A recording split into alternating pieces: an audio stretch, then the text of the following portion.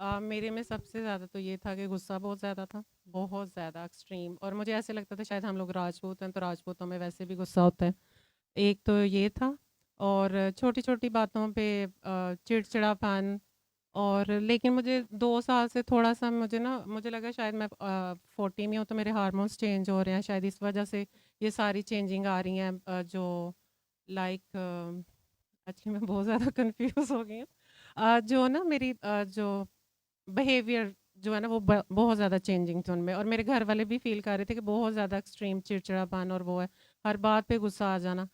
तो मैं जॉब ही कर रही थी, और जॉब जो है ना मेरा, आप समझ सकते हैं कि मेरे बेबीज़ के बाद अगर मेरा फर्स्ट पैशन था तो वो टीचिंग थी, और मुझे टीचिंग भी ज़हर लगना शुरू हो गई थी।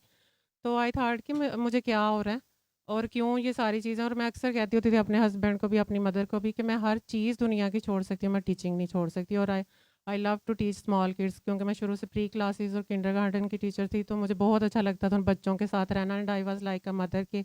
और वो भी मुझे मदर फिगर की तरह ही ट्रीट करते थे। और जब पेरेंट्स से अप्रिसिएशन मिलती थी तो बहुत अच्छा भी लगता था। तो जैसे आपको एक, जैसे एक्ट्रेस को एक हो जाता है ना, एक चस्का सा पड़ जाता है तारीफ़ें वसूल करने का और सारा कुछ, तो मेरी भी लाइफ वो बड़ी फैंसी और बड़ी हो गई थी कि गिफ्ट्स आ रहे हैं और सारा कुछ हो रहा है, और रोज़ मैसेजेस आ रहे हैं, ईमेल्स आ रही हैं कि वाओ मिस इतनी आउटस्टैंडिंग आपकी एक्टिविटीज़ और ये वो। बट समहाउ मैं ये बताना चाह रही हूँ कि वो मुझे हर चीज़ बुरी लगना शुरू हो गई थी। बट शुरू में मुझे लगा शायद हार्मोन्स चेंजिंग की वजह से। फिर मुझे ऐसे ही, मैं काफ़ी ज़्यादा उन दिनों में परेशान थी, तो मैं ना फेसबुक पे स्क्रॉल कर रही थी, और मुझे थोड़ी-थोड़ी ये भी, मैंने शायद उस दिन कॉल पे भी बताया था कि मुझे थोड़ी-थोड़ी हिंट्स भी मिलना शुरू हो गई थी जब मैं नमाज़ पढ़ती थी, कि कोई आएँगे मेरी लाइफ में, और मुझे ना कुछ सुकून सा मिलेगा। मेरी लाइफ में कुछ सुकून भी मिसिंग है। हालाँकि हर चीज़ दुनिया की मेरे पास थी, हर फैसिलिटी थी जिसकी हर औरत विश करती है अपनी शादी के बाद या शादी से पहले। तो फिर भी मैं कहती थी कि कुछ चीज़ मिसिंग है मेरी लाइफ में।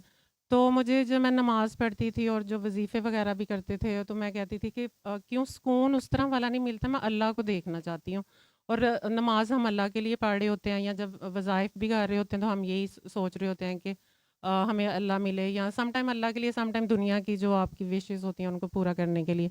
तो वो सारी चीज़ें, और फिर मुझे ना थोड़ा-थोड़ा ऐसे धुंधला-धुंधला सा नज़र आता था, फ़ॉगी-फ़ॉगी सा, कि एक महफ़िल है और ये इसी तरह की, टू बी वेरी ऑनेस्ट, मुझे नज़र आती थी, लेकिन क्लियर जैसे होता है ना, फ़ेस वग़ैरह नहीं नज़र आते थे, और डॉक्टर साहब का फ़ेस भी नहीं नज़र, लेकिन ऐसे ही लगता था कि एक बहुत प्यारा-सा चेहरा होगा, और वो बड़ी प्यारी-प्यारी बातें करने वाला होगा, जो आज के दौर में उस तरह की महफ़िलें नहीं होती। और मैं बहुत शिद्दत से जिसे कहती थी ना, कि फिर मैंने काफ़ी लोगों को सुनना भी शुरू किया। मेरे कुछ जानने वालों ने बताया कि यूथ क्लब और ये वो, मौलाना तारिक और ये वो, इनको सुनो, ये फिर सुकून मिलेगा, इनके लेक्चर्स को सुनो। वो भी सुना, लेकिन ऐसे सर के ऊपर से, इवन के यू कांट इमेजिन कि वासिफ़ अली वासिफ़ को तो सब मानते हैं ना, तो मुझे उनकी भी समझ डॉक्टर साहब के लेक्चर के बाद आना शुरू थी। उनके एक-एक फ़िक्रे की, एक-एक वर्ड की जो है ना, वो समझ मुझे उनके बाद आई थी। आई डोंट नो, इसकी भी अभी तक मुझे तो नहीं समझ आ रही कि ऐसा क्यों है, कि मैं जो, हालाँकि मेरे दोनों भाई बहुत शौक से सुनते हैं, और वो यही कहते थे कि वासिफ़ अली वासिफ़ को पढ़ के तो हर चीज़ क्लियर हो जाती है। तो फिर जो है, जब मैंने स्क्रॉल कर रही थी एक दिन फेसबुक पे, तो मैंने डॉक्टर साहब का एक ऐसे एक, आई डोंट नो उस टाइम तो वो प्राइवेट शो हो रहा था, ग्रुप जो मस्त मस्त हीलर या कोई अनकंडीशनल लव था, मुझे सही से याद नहीं। जब मैंने उसको ओपन किया तो वहाँ पे ना मुझे ऐसे लगा यही मैं ढूंढ रही थी, और मैंने ना स्क्रॉल करके सब लोगों को कहा क्योंकि जो पेजेस थे ना, उनके थोड़ी थोड़ी चीज़ें ना देखना शुरू की। तो मैंने कहा ये कितने सिंपल वेज में ये लोग वो बता रहे हैं कि ज़िंदगी को गुजारना कैसे होता है, और जो जिस चीज़ की मुझे तलाश थी ना, वो यही है। मे बी ये थोड़ा-सा लग रहा हो कि फैंटेसी सा थोड़ी-सी लग रही है चीज़ें, लेकिन जो मैं अपना एक्सपीरियंस शेयर कर रही हूँ कि मेरे साथ ऐसा हुआ कि मुझे इसी चीज़ की तलाश थी, और यही वो जगह और यही वो सर है और यही वो सारी चीज़ें। हालाँकि देखिए, मुझे बाबा जी के साथ पहले कनेक्ट होना चाहिए था ना, लेकिन मैं सर के साथ पहले कनेक्ट हुई, और फिर उनके 1 से 2 लेक्चर सुने, और उसके बाद फिर मैंने बाबा जी का थोड़ा-सा पढ़ना शुरू किया, जो डिफरेंट पेजेस बने हुए थे वो पढ़ना शुरू, वो देखना, पोस्ट वगैरह। वो मेरे दिल को इतना लगा, इतना लगा ना, खिंचना शुरू हो गई मैं उस ग्रुप की तरफ, और उसके बाद मैंने कहा अच्छा चलो, अब मैं ना वो करती हूँ, सूरह रहमान की थेरेपी करती हूँ। वैसे मेरी उस टाइम एक ख्वाहिश थी जिसकी वजह से मैंने शुरू की थी, वो उस टाइम ना सुकून की तलाश में, ना किसी और चीज़ की, दैट टाइम कि मैं, मेरी वो थी, अब I don't want to share right now. लेकिन वो जब मैंने की तो मुझे वो सारी दुनिया की और किसी किस्म की, टू बी वेरी ऑनेस्ट, कि मुझे किसी किस्म की कोई चीज़ याद नहीं रही। मुझे लगा कि अल्लाह मेरे सामने, और एक लाइट ऊपर से आ रही है, और उसने मुझे अपनी तरफ घेर लिया, और जो मुझे सुकून मिला, और फिर उसके बाद मुझे सुकून मिलना शुरू हुआ, तो मैंने अपने हस्बैंड का सुकून ख़राब करना शुरू कर दिया। मैंने कहा कि आप सुन लें, क्योंकि आपको पता नहीं मुझे सूरह रहमान मिल गया। अब उन्होंने कहा कि हमें पहले से भी पता सूरह रहमान का। मैंने कहा नहीं नहीं, ये वो डिफरेंट तरीके से इसको सुनना है और फील करना है। अच्छा, उन्होंने कहा चलो 7 डेज़ तो पूरे करो ना, अभी तो तुम्हारा 1 दिन ही पूरा हुआ है। तो वो मैंने 7 डेज़ खैर पूरे किए, लेकिन मैंने 7 डेज़ में ही ऐसा रोला रप्पा डाला, मिल गया मुझे जादू मंतर मिल गया। क्योंकि जो सुकून मुझे तलाश थी ना, आपको मैं वो पेन बता नहीं सकती वर्ड्स में भी, टू बी वेरी ऑनेस्ट, कि इतनी मुझे ना रात को नींद आती थी, ना सुकून था, ना चैन था। मैं कहती थी या अल्लाह किसी तरह वो सुकून दे जिसकी वजह से, और ये भी नहीं पता कि वो सुकून क्यों नहीं मिल रहा। तो फिर जब मैंने सूरह रहमान थेरेपी की, सबसे पहले तो मेरी तबीयत में ठहराव पैदा हुआ जो कि नहीं था, और फिर सेकंड ये सुकून मुझे मिला। और जो है जो मटेरियलिस्टिक लाइफ की जो छोटी-छोटी हम दौड़ में लगे होते हैं अपने बच्चों की तरफ, क्योंकि मेरी एक ही बेटी है, तो मैं उसका भी हर टाइम सोचती रहती थी कि स्कूल में भी कुछ मिस ना हो, बस भी टाइम पे आए और एक्टिविटीज़ में भी सबसे आगे हो। जैसे ना अपनी ज़िंदगी को मैंने खुद ही अजीरन बना लिया हुआ था, तो वो मैं ना खुद बहुत ही, मैंने कहा नहीं, ये अल्लाह की चीज़ है, ये अल्लाह की स्पुर्द है, और ये अल्लाह इसको सही रखेगा। फिर कभी ये होता था कि ये टीन्स है, इसको इस चीज़ से भी मैं ही प्रोटेक्ट कर सकती हूँ, और ये इस तरफ ना जाए, कोई मेरी बेटी को इस तरह ना देखे। तो वो ना सारी चीज़ें जो एक टीन्स मदर की होती हैं, वो फीलिंग, वो सारा कुछ ऐसे चुटकी में गायब हुआ, ऐसे चुटकी में। और वो फिर मैंने तो कहा कि अब फिर मैं आगे से I didn't know that time कि ये अब आगे भी बतानी होती है कुछ। फिर मैंने सर के लेक्चर्स वगैरह शुरू किए।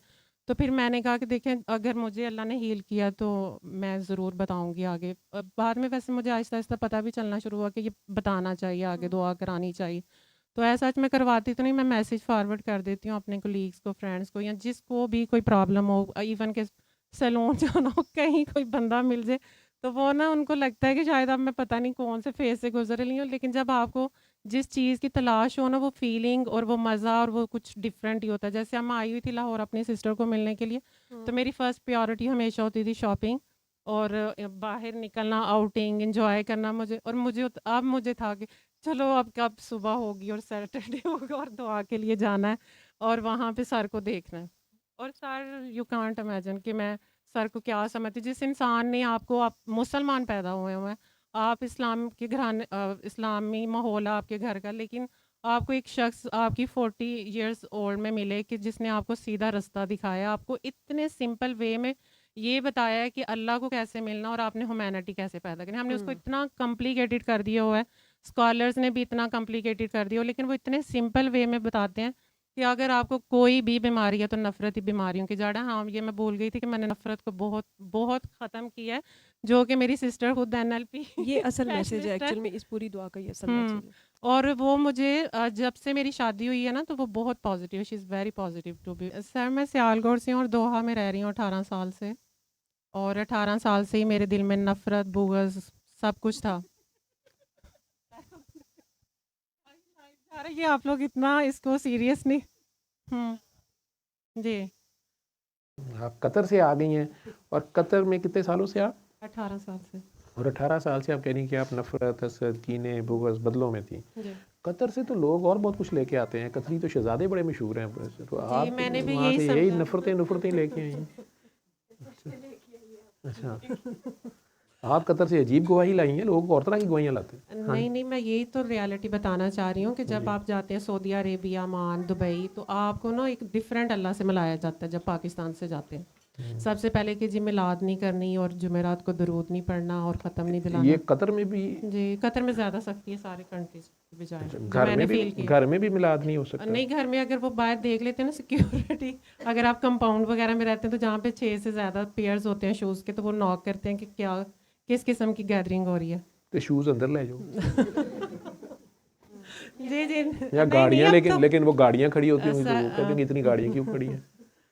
तो ये है कि अब दोबारा जो मैंने चीज़ें छोड़ी थी और जो मैंने एक नए इस्लाम को वहाँ पे देखा, और फिर मुझे जो पूरी 18 साल सफ़र करना पड़ा, मैं वो जर्नी शेयर करना चाह रही हूँ कि जब मैं यहाँ से पाकिस्तान से गई, तो मैंने अपने पेरेंट्स को सबसे पहले कहा, जब 6 माह के बाद वापस उनको मिलने के लिए आई, कि देखें ये भी छोड़ दें, ये भी कर क्योंकि आपको नहीं पता सबसे ज़रूरी नमाज है, और ये भी नहीं करना, वो भी नहीं करना, क्योंकि हम लोग सुन्नी थे और मेरी देवबंदियों में शादी हुई थी, तो थोड़ा सा ये भी, वो मैंने कहा मतलब वो वाओ, सुनियों से भी ऊपर एक लेवल जो ज़्यादा तो वो ना पहले तो मैं एक्सेप्ट नहीं थी उनको कर रही, और जब मैंने एक्सेप्ट किया तो फिर मैंने ना अपने पेरेंट्स को सीधा करने की कोशिश की कि भाई आप भी ये जो बंद हो जाए, जी उनके भी जिन जी आपने बंद किए। लेकिन मेरे अब्बू ने बोला मुझे कि देखो जो कुछ मर्जी तुम करो लेकिन इस चीज़ को ना छोड़ना, क्योंकि यही ब्यूटी है और फिर तुम एक दिन पछताओगे। लेकिन वो आप उस टाइम यंग होते हैं, आपको पता नहीं चल रहा होता, और बस हम फिर सारे बहन भाई भी यही बातें करते थे, देखो अम्मी ये पढ़ती हैं और फिर मिलाद के लिए औरतों को इकट्ठा करो और ये करो, और 11वीं का ख़त्म दिला रही हैं कभी कुछ।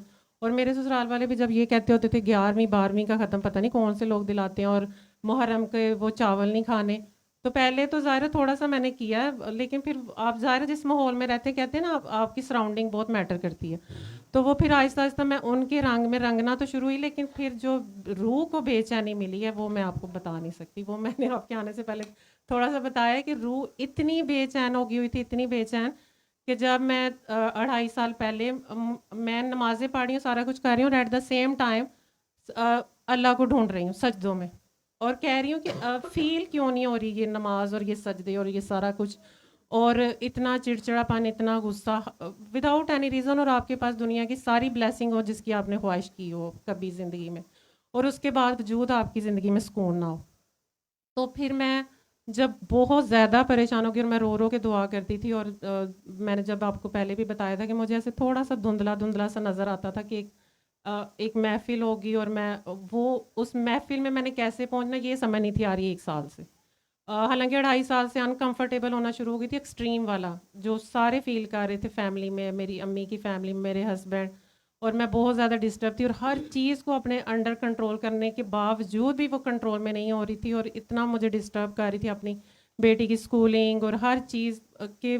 क्यों नहीं ऐसा हो रहा जिस तरह मेरी इतनी अच्छी लाइफ चल रही थी, या जिस तरह मैं चाहती थी पहले, वो वैसा क्यों नहीं है, वो एनर्जी भी नहीं है बॉडी में, सारा कुछ एनी हो। फिर जो सितंबर में मैं ऐसे फेसबुक स्क्रॉल कर रही थी, तो मुझे एक ग्रुप मिला, और वहाँ पे ग्रुप में मैंने डिफरेंट ग्रुप्स में जाना शुरू कर दिया और पोस्ट देखी, और सबसे पहले आपको एक छोटा सा क्लिप सुना, और एक पोस्ट थी नफ़रत सब बीमारियों की जड़ है। तो मैंने कहा हाँ मुझे तो यही बीमारी है और एक ये, और एक कि आप प्यार बन जाए। और ये आप सोचें कि मैं इतना इतना पे किया हुआ है इस चीज़ के लिए कि प्यार कैसे बनना है, क्योंकि आई डोंट नो, या शायद मेरा माइंड या मेरी जो बॉडी है वो जिस तरह दूसरा कोई मुझे समझाता था वो समझ नहीं आ सकी मुझे 18 सालों में। इवन कि देखिए आपके पेरेंट्स से ज़्यादा तो कोई नहीं आपको समझ सकता ना बच्चे को। वो भी यही कहती थी कि नहीं ऐसे करो, अपनी सास की इज्जत करो, नान की, अपने हस्बैंड की, और बोलना नहीं। ये मैं मानती थी, लेकिन जो दिल से मानना होता है ना वो उस तरह नहीं मैं मानती थी। मैं इस चीज़ को तस्लीम करती हूँ और सबके सामने करती हूँ, इवन इन लॉज के सामने भी। लेकिन जो आपने समुंदर को कोसे में, या समुंदर को मैं तो कहती हूँ एक कतरे में बंद करके कहना ना, कि बंद करके आपने पूरी ज़िंदगी का मकसद इतने आसान लफ्ज़ों में, मिनट्स में, सेकंड में समझा दिया कि आपने खुद प्यार बनना है, फिर आपको प्यार मिलेगा। और अगर आपको कोई भी फिज़िकली मेंटली कोई भी बीमारी है तो आप नफ़रत ख़त्म करें अपने अंदर। और मैं ये आप एक्सपीरियंस शेयर करना चाह रही हूँ कि मैं बेड पे थी प्राइवेट हॉस्पिटल में दोहा में सर्जरी के लिए। उन्होंने कहा कि आपको इतना सर्जरी होगी, आपके गॉल ब्लैडर में स्टोन्स है। मैंने कहा मेरी एक ही बेटी है, मैं घर से मिल के आती हूँ, तो आप ना मुझे 3-4 आवर्स का टाइम दें। तो मैं घर आई और मैंने कहा मैं सर्जरी की तरफ नहीं जाऊंगी, चाहे कुछ भी हो जाए, मैं मरना पसंद करूंगी, मैं सर्जरी की तरफ नहीं जाऊंगी। आप इमेजिन करते हैं जो उन्होंने फॉर द टाइमिंग मुझे पेन किलर्स दी थी ना, मैंने वो भी नहीं ली है। वो वैसी की वैसी आज 7 मंथ स्टार्ट हो गया हुआ है, वो वैसी ही पड़ी हुई हैं, ना कोई सिम्टम। और उनकी कॉल बैक आ रही है कि मैम आप आ जाएं, आपकी हालत इस तरह की। मैंने कहा हालत जैसी भी, अब अल्लाह मेरे साथ है, जो होगा। मैं ये नहीं कहना चाह रही कि आप ट्रीटमेंट की तरफ ना जाएं, लेकिन मैं ये कह रही हूँ कि मुझे खुद को पता था कि ये जो बीमारी अभी जो शो हो रही है ना, ये मेरी नफ़रत की बीमारी है, और जो मैं अनकंफर्टेबल 2-2.5 साल से कर रही हूँ, क्योंकि मेरा इतना मशहूर था कि मैं स्टोन्स भी खा लूँ तो मुझे डाइजेस्ट हो जाते, मतलब कि मैं कुछ भी कर रही हूँ और मुझे कभी था भी नहीं ये प्रॉब्लम। तो मैं और उसके बाद आई डोंट नो कि मेरी खुद की जो थिंकिंग वो चेंज हुई है या जो भी है। मुझे ना स्टमक से रिलेटेड प्रॉब्लम है, ना माइग्रेन प्रॉब्लम है, ना वीकनेस है, ना कुछ। और ये है कि मैंने थोड़ा सा लाइफस्टाइल चेंज किया था, लेकिन मैंने मेडिसन, किसी किस्म की कोई मेडिसन, कोई पेन किलर, कोई चीज़ नहीं ली। एक तो ये मेडिकल हुआ था सितंबर में, और सेकंड ये कि मेरी नफ़रत जैसे ख़त्म किया, वो मेरे हस्बैंड ने भी कहा है कि यही तो मैं कहता था। मैंने कहा आई डोंट नो कि आप कहते थे, अल्लाह जानता कि अल्लाह ने 18 साल का रगड़ा लगा के फिर मुझे सीधे रास्ते पे लेके। बट ये मैं आपको बताऊं कि मुझे 18 साल में ये फील होता था कि मैं गलत कर रही हूं, लेकिन वो वाली फीलिंग नहीं थी जो अब फीलिंग थी। और जो फीलिंग आ भी रही थी 2-2.5 साल से कि एक कोई इंसान आएगा और वो जो मैं सुनना चाह रही हूँ वो बातें कर रहा होगा। आप इमेजिन कर सकते हैं कि वो कैसे अल्लाह ने डाली। और मैंने जब आप देखा था तो मैंने बाबा जी को बाद में उनके बारे में पढ़ा या सुना और उनकी पोस्ट देखी। मुझे बस आप इतने अट्रैक्टिव लगे और इश्क मोहब्बत प्यार जो है ना, मैं कहती हूँ गाइस जो 40 में होता है ना आपको अपने मुर्शद से, वो आप इमेजिन नहीं कर सकते।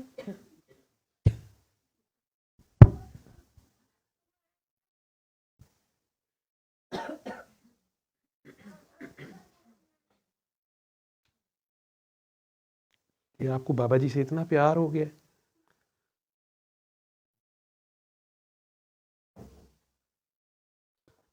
सर ये आज पता नहीं किस तरह मैं आपसे बात कर रही, जब मेरा आपका माइंड में आता था ना तो मैं कहती थी जो मेरी दिल की बातें हैं और वो सारा कुछ है मैं आपको इमेजिन करके सुनती थी। मेरा दिल ऐसे इस टाइम साफ है जैसे न्यू बॉर्न बेबी का होता है ना।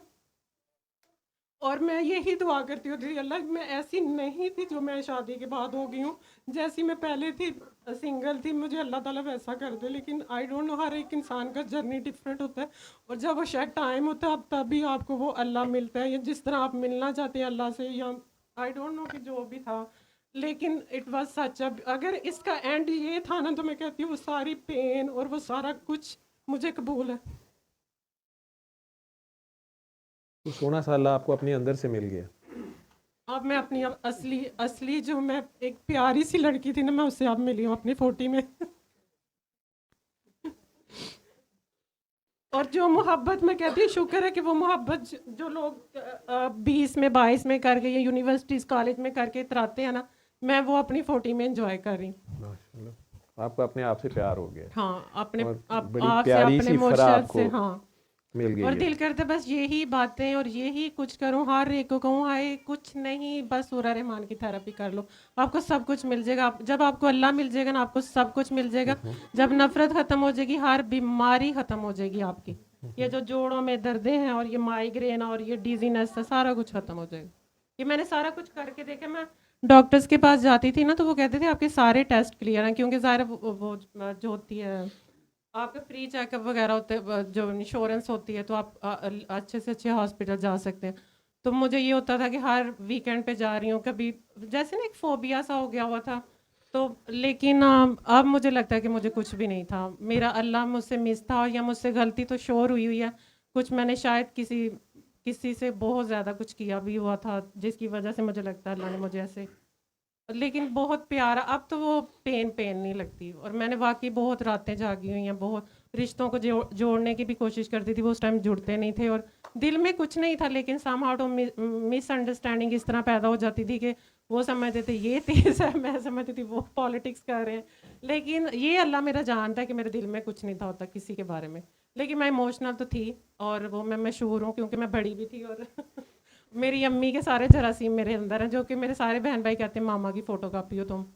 तो लेकिन अब मुझे प्राउड फील होता है कि हाँ ठीक है, मैं अपनी माँ की फ़ोटो कापी हूँ या मामा की कार्बन कापी हूँ। सबसे ज़्यादा नफरत ननियाल से।